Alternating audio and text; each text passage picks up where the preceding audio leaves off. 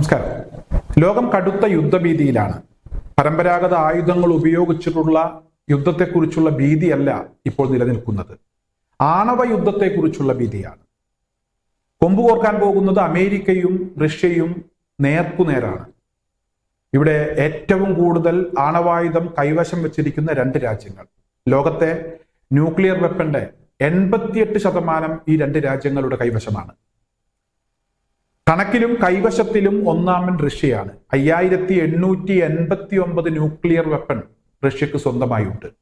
അതേസമയം രണ്ടാം സ്ഥാനത്ത് നിൽക്കുന്നത് അമേരിക്കയാണ്. 5224 ആണവായുധങ്ങൾ അമേരിക്കയുടെ പക്കലുണ്ട്.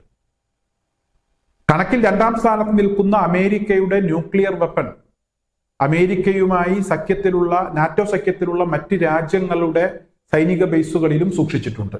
അതുകൊണ്ട് തന്നെ മുഴുവൻ ഈ കണക്കനുസരിച്ചുള്ള മുഴുവൻ ന്യൂക്ലിയർ വെപ്പൺ അമേരിക്കയിലില്ല, അമേരിക്കയുടെ കൈവശമില്ല. മറ്റു രാജ്യങ്ങളിലായിട്ടാണ് അത് സൂക്ഷിച്ചിരിക്കുന്നത്. ഇറ്റലി, തുർക്കി, നെതർലൻഡ്, ബെൽജിയം, ജർമ്മനി തുടങ്ങിയ 6ഓളം രാജ്യങ്ങളിലായിട്ടാണ് അമേരിക്കയുടെ ആണവായുധം സൂക്ഷിച്ചിരിക്കുന്നത്. 5224 എന്ന് കണക്ക് പറയുമ്പോൾ ആ മുഴുവൻ നിലവിൽ അമേരിക്കയിലല്ല സൂക്ഷിച്ചിരിക്കുന്നത് എന്നർത്ഥം. മറ്റു രാജ്യങ്ങളുടെ കണക്കുകൾ നോക്കുമ്പോൾ 9ഓളം രാജ്യങ്ങളാണ് ഇവിടെ ആണവ ആയുധങ്ങൾ കൈവശമുള്ള രാജ്യങ്ങൾ. ഇവിടെ ചൈന 500ഓളം ആണവായുധങ്ങൾ അവരുടെ പക്കലുണ്ട് എന്നാണ് കണക്കുകൾ പറയുന്നത്. 290 ന്യൂക്ലിയർ വെപ്പൺ ഫ്രാൻസിന്റെ പക്കലുണ്ട്. 225 ന്യൂക്ലിയർ വെപ്പണാണ് ബ്രിട്ടന്റെ കയ്യിലുള്ളത്. 172 ന്യൂക്ലിയർ വെപ്പൺ ഇന്ത്യയുടെ കൈവശമുണ്ട്. തൊട്ടടുത്ത് പാകിസ്ഥാൻ 170 ആണവായുധങ്ങളാണ് അവരുടെ പക്കലുള്ളത്. 90 ആണവായുധങ്ങൾ ഇസ്രായേലിന്റെ പക്കലുണ്ടെങ്കിൽ ഉത്തര കൊറിയയുടെ കയ്യിലുള്ളത് 50 ആണവായുധങ്ങളാണ്. ഇതാണ് ലോകത്തെ ആണവ ആയുധങ്ങൾ കൈവശമുള്ള രാജ്യങ്ങളുടെയും അവർ കൈവശം വച്ചിരിക്കുന്ന ആണവായുധങ്ങളുടെയും കണക്ക് എങ്കിൽ റഷ്യ ഏതു സമയത്തും ആക്രമണത്തിന് അവർ സജ്ജീകരിച്ചിരിക്കുന്നത് 1710 ആയുധങ്ങളാണ്. 870 ആയുധങ്ങൾ ബാലിസ്റ്റിക് മിസൈലിലാണ് അവർ ഘടിപ്പിച്ചിരിക്കുന്നത്.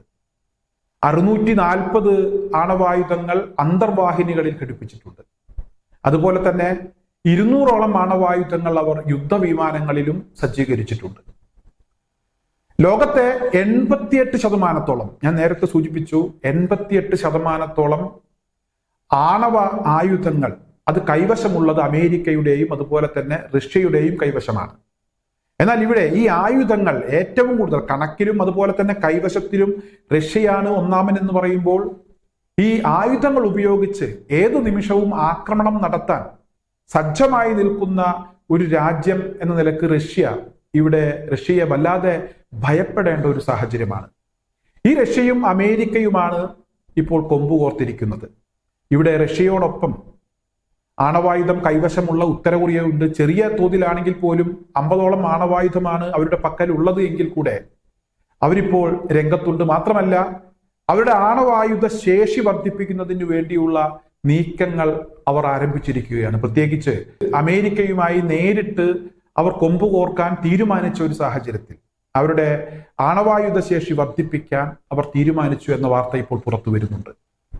എന്തായാലും പരമ്പരാഗത ആയുധങ്ങളുടെ കാലം കഴിഞ്ഞു എന്നാണ് ഇപ്പോൾ അന്താരാഷ്ട്ര മാധ്യമങ്ങൾ ചർച്ച ചെയ്യുന്നത്. പ്രമുഖ യുദ്ധ നിരീക്ഷകർ നടക്കാൻ പോകുന്ന യുദ്ധത്തെക്കുറിച്ച് അവർ അത്തരത്തിലുള്ള ചില അഭിപ്രായങ്ങൾ പങ്കുവെക്കുന്നു. യൂറോപ്യൻ രാജ്യങ്ങൾ വലിയ യുദ്ധഭീതിയിലാണ്. ലോകം പോലും ഈ ആണവ രാജ്യങ്ങൾ പരസ്പരം കൊമ്പുകോർക്കുന്ന ഒരു സാഹചര്യത്തെ വളരെ ഭീതിയോടുകൂടി തന്നെയാണ് ഇപ്പോൾ നോക്കിക്കാണുന്നത്.